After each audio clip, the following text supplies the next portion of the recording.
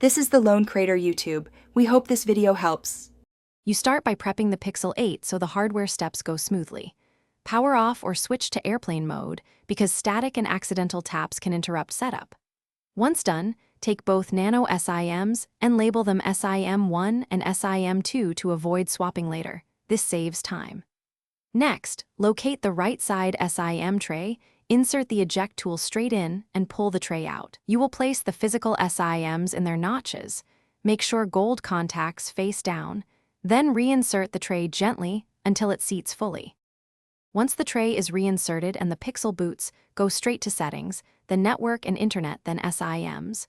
You want to confirm both physical SIMs are recognized. If one is missing, reseat the tray and restart.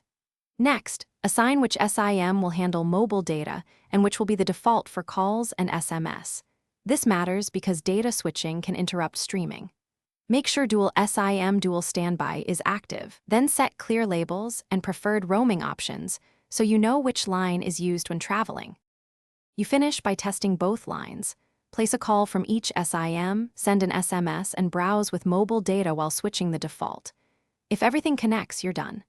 If a SIM isn't detected, power down, reseat the tray, and restart. Make sure the carrier activated the SIM and that it's provisioned for your region. If issues persist, reset network settings as a last resort. This clears Wi-Fi and VPNs too, then reconfigure. One key troubleshooting tip: recheck SIM orientation and carrier activation first, because those solve most problems. Thanks for watching. Consider subscribing if we helped you.